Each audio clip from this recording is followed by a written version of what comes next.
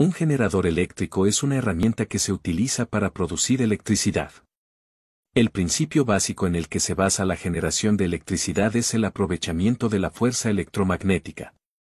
Esta idea proviene de una ley que explica que cuando un campo magnético interactúa con una bobina de conductor, se genera una fuerza que produce corriente eléctrica. En otras palabras, cuando un imán se mueve cerca de un cable conductor, ese movimiento genera una corriente dentro del cable. Para que esto funcione, el generador tiene dos partes principales, una parte que no se mueve y otra que gira. La parte fija se llama estator y está compuesta por bobinas de cobre. La parte que gira se llama rotor y lleva varios imanes colocados a su alrededor. Estos imanes tienen un campo magnético y cuando giran cerca de las bobinas del estator, inducen corriente eléctrica dentro de ellas. Esta es la base del funcionamiento de un generador.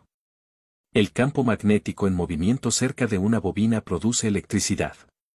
Pero en la práctica, esta cantidad de electricidad no siempre es suficiente para abastecer las necesidades reales. Para aumentar la cantidad de electricidad que se puede generar, se pueden añadir más imanes y más bobinas, pero eso hace que el generador sea más grande y más pesado, lo que reduce su eficiencia.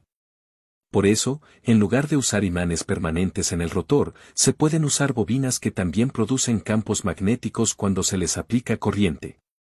De esta forma se puede tener un generador más eficiente sin aumentar su tamaño demasiado. En este tipo de generador hay dos conjuntos de bobinas, una en la parte fija y otra en la parte giratoria. La bobina que está en el rotor necesita recibir corriente continua para poder generar el campo magnético. A este proceso se le llama sistema de excitación y hay dos formas de hacerlo. En un tipo se usa una fuente externa que suministra la corriente al rotor. En el otro tipo, se utiliza un generador más pequeño que funciona con imanes permanentes. Este generador pequeño está en el mismo eje que el principal, de modo que cuando gira uno, gira el otro. Este pequeño generador produce corriente alterna, pero como el rotor necesita corriente continua, esa corriente debe pasar por un componente que la convierte, permitiendo el paso de corriente solo en una dirección. Así se obtiene la corriente continua necesaria para alimentar la bobina del rotor.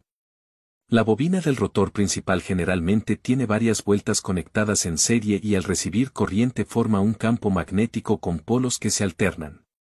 El eje del generador lleva junto al rotor principal, el rotor del generador pequeño y el convertidor de corriente.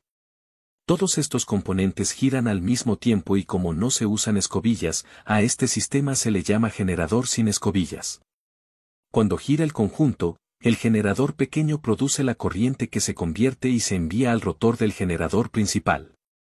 Así se forma un campo magnético fuerte que al interactuar con las bobinas del estator genera electricidad alterna.